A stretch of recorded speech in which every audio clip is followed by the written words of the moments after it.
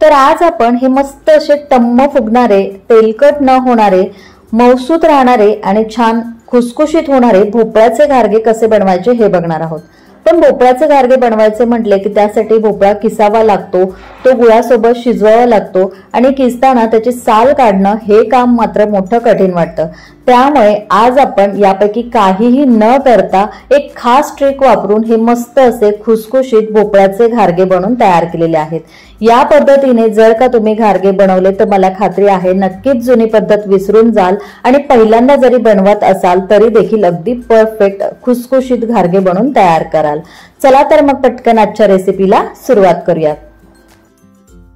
तर हे बघा, लाल भोपळ्याचे घारगे बनवण्यासाठी इथे मी भोपळा घेतलेला आहे। आता हा सगळा भोपळा आपल्याला वापरायचा नाहीये, यातला अर्धाच भोपळा मी वापरात घेणार आहे। त्यासाठी यातला अर्धा भोपळा मी सुरीने कट करून घेतलाय। आता शिल्लक राहिलेला भोपळा आपण बाजूला ठेवून देऊ आणि जो भोपळा वापरायचा आहे त्यातल्या आपण सुरीच्या मदतीने बिया काढून टाकायच्या आहेत। तर हे बघा, भोपळ्यामधल्या बिया काढून घेतल्या, याला पाण्याने चांगलं स्वच्छ धुवून घेतलं। आता भोपळा आपल्याला किसायचा नाहीये, तर हे बघा अशा पद्धतीने याचे मध्यम आकाराचे तुकडे करून घ्यायचे आहेत। तर आज इथे आपण अतिशय सोपी आणि वेगळी पद्धत वापरून हे भोपळ्याचे घारगे बनवणार आहोत। तर हे बघा, अशा पद्धतीने मी मध्यम आकाराचे भोपळ्याचे तुकडे करून घेतलेले आहेत आणि या इथे बघा मी कुकर घेतलाय। यामध्ये आपल्याला 1 ग्लास इतकं पाणी घालायचंय आणि त्यानंतर यामध्ये कुकरचा डबा किंवा असं एखादं भांडं ठेवायचं आणि हे जे भोपळ्याचे तुकडे आहेत ते आपल्याला या भांड्यामध्ये ठेवून द्यायचे आणि आता आपल्याला कुकरचं झाकण लावायचंय आणि कुकरच्या 3 ते 4 शिट्ट्या आपल्याला करून घ्यायच्या आहेत। तर हे बघा, कुकरच्या 3 ते 4 शिट्ट्या झाल्या की यातली गरम वाफ निघून गेल्यानंतर हा शिजवून घेतलेला भोपळा कुकरमधून बाजूला काढून घेतलाय आणि या इथे तुम्ही बघू शकता 3 ते 4 शिट्ट्यामध्येच भोपळा आपला छान मऊसर असा शिजलेला आहे।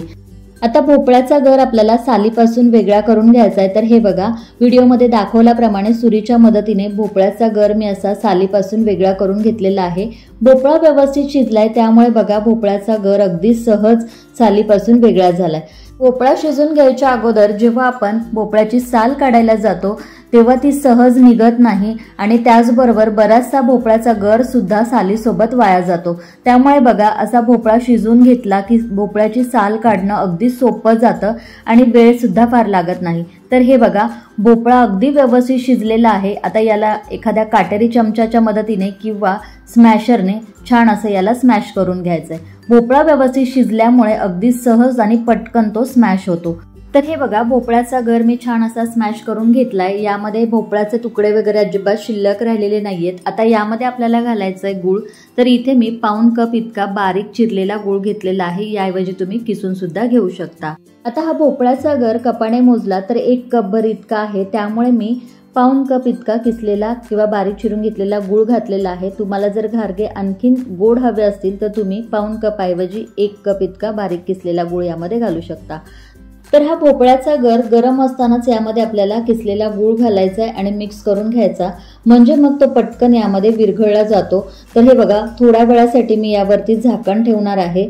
तर 5 मिनिटं मी यावरती झाकण ठेवलं होतं। त्यानंतर तुम्ही इथे बघू शकता गूळ जो आहे तो पूर्णपणे विरघळलेला आहे आणि या मिश्रणाचा रंग सुद्धा थोडासा डार्क झालाय। आता यामध्ये आपल्याला अगदी थोडंसं मीठ घालायचंय। त्यानंतर अर्धा चमचा मी यामध्ये सुंठ पावडर घातली, अर्धा चमचा साखरयुक्त विलायची पावडर आणि थोडीशी खसखस आपल्याला यामध्ये घालायची। त्याचबरोबर इथे मी घेतलेलं आहे तांदळाचं पीठ। तर 3 चमचे तांदळाचं पीठ मी यामध्ये घातलं। जर तुमच्याकडे तांदळाचं पीठ नसेल तर याऐवजी 3 चमचे ज्वारीचं पीठ घातलं तरी सुद्धा चालेल। आता इथे मी घेतलेलं आहे गव्हाचं पीठ।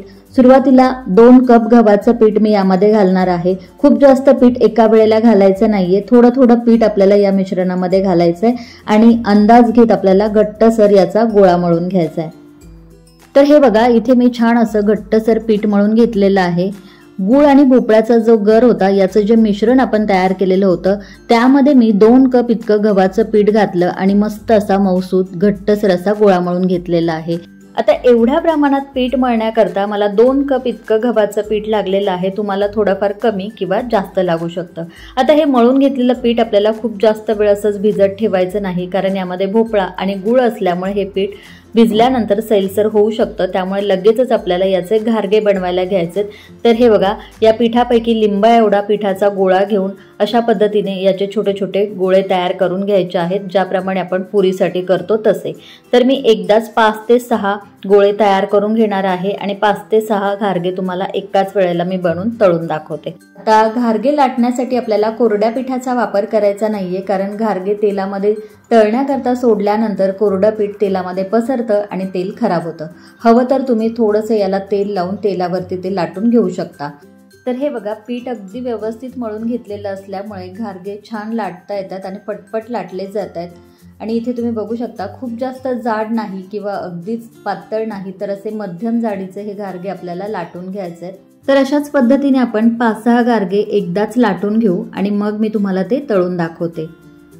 तर या इथे माझे घारगे लाटून झालेले आहेत आणि सोबतच मी इथे घारगे तळण्याकरता तेल सुद्धा गरम करून घेतलंय। गॅस मध्यम करायचा आणि मध्यम गॅसवरती घारगे आपल्याला तळून घ्यायचे।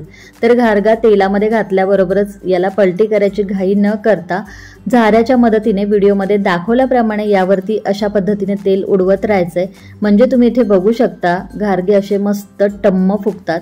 आता याला दुसऱ्या बाजूने तळण्याकरता पलटी करून घ्यायचंय आणि छान असे हलक्याशा तांबूस रंगावरती खरपूस आपल्याला घारगे मस्त तळून घ्यायचे। तर हे बघा, दोन्ही बाजूंनी हलक्याशा तांबूस रंगावरती घारगा मी छान असा खरपूस तळून घेतलेला आहे। आता हा तेलातून आपल्याला बाहेर काढून घ्यायचा आहे आणि आता अशाच पद्धतीने आपण बाकीचे घारगे सुद्धा तळून घेणार आहोत। घारगा तेलामध्ये घातला की झाऱ्याने बघा अशा पद्धतीने यावरती तेल उडवत राहायचंय, म्हणजे मग घारगा मस्त असा टम्म फुगला जातो। हे बघा, छान असा घारगा आपला टम्म फुगलेला आहे। आता याला दुसऱ्या बाजूने तळण्याकरता पलटी करून घ्यायचंय। तर मस्त असा घारगा खरपूस तळला गेला की मग याला आपल्याला तेलातून यातलं तेल निथळून बाजूला काढून घ्यायचंय। तर हे बघा, इथे आपले हे मस्त भोपळ्याचे घारगे किंवा घाऱ्या बनून तयार झालेले आहेत। प्रत्येक घारगा मस्त असा टम्म फुगलेला आहे, अजिबात तेलकट झालेले नाहीये आणि तुम्ही इथे बघू शकता घारगे किती मस्त खुसखुशीत झालेले आहेत, मऊ लुसलुशीत झालेले आहेत, अजिबात कडक झालेले नाहीयेत किंवा चिवट सुद्धा झालेले नाहीयेत। तर इथे मी सांगितलेलं साहित्याचं प्रमाण वापरून तुम्ही सुद्धा हे घारगे बनवले तर नक्कीच तुमचे घारगे सुद्धा अजिबात कडक होणार नाहीत, वातड होणार नाहीत, मस्त मऊ लुसलुशीत होतील, खुसखुशीत बनून तयार होतील आणि 5 ते 6 दिवस आरामात टिकतील।